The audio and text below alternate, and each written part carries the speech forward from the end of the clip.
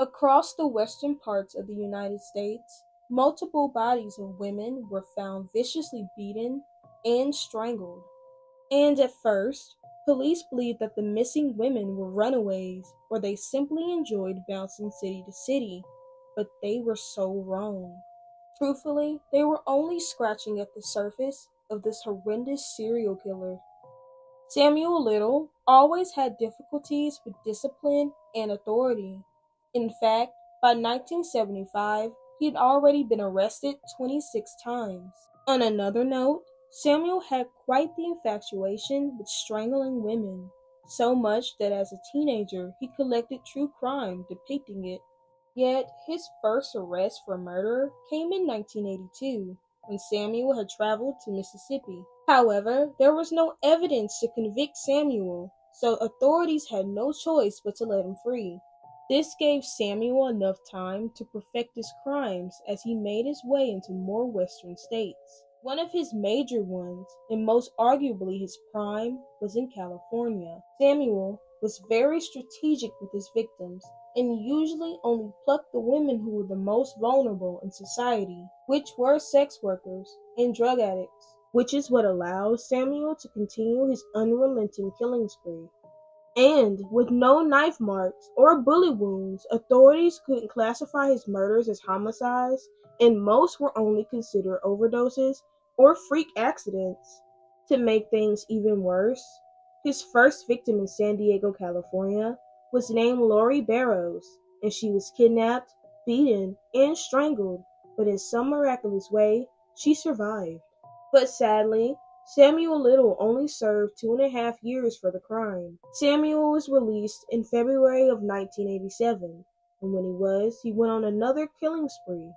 And I know, you thought the police would realize this guy is a menace, but no. It actually took up to 2012 before this guy was caught and charged. And this was only possible due to DNA samples that were collected from victims between 1987 and 1989. When Samuel was arrested, he confessed to killing 90 people and that he'd been murdering women since the early 1970s. And out of 90, 50 of his victims were actually proven. But that's not the most shocking part. Samuel Little remembered every single detail about his crimes. In fact, he remembered specific locations and could even draw the exact details of his victims. And those art pieces were so reliable they were used as evidence. What that girl looked like. Oh man, I loved her. I forget her name. Oh wait, I think it was Ruth. Okay. She was a heavy set, big old yellow gal, and had buck teeth. He had a gap between the teeth, that's what it was. And she was like honey colored skin, and she had like her hair was not really long. It was. How tall do you think she was? She was about 5'7". How much do you think she weighed? She weighed about close to 200, about 170, 180. Pretty big girl. Yeah. Right. Now, but sadly, 16 of those drawings are still unmatched victims. However, with his cooperation in each state, it allowed the police to gather all the bodies and put Samuel Little away for good.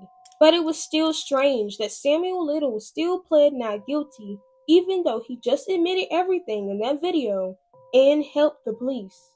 Honestly, I don't know if it was delusion or desperation, but after 2 years, he received 3 consecutive life sentences in 2014. And it would only get worse for Samuel because his DNA was found on other victims in other states like Texas, South Carolina, and New Mexico. This made Samuel the most deadliest serial killer in U.S. history, and he believed he would never be caught because he felt his victims held no worth. Thank you so much for watching, and tune in next week for some more true crime.